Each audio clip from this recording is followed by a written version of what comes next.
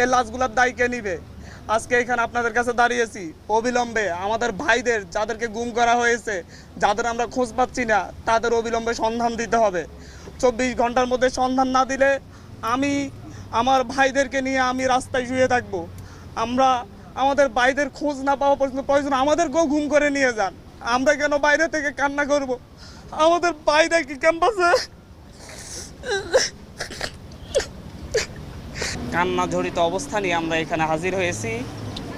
আমরা গত মাসের 6 তারিখে 6 জুন হাইকোর্টের একটা রায়ের পরিপ্রেক্ষিতে বাংলাদেশের শিক্ষার্থীদের বিরুদ্ধে যে কোটা বৈষম্য চলে আসতেছিল, সেই বৈষম্যের বিরুদ্ধে ছাত্ররা খুবই শান্তিপূর্ণভাবে দীর্ঘ সময় ধরে আন্দোলন করে আসছিলাম।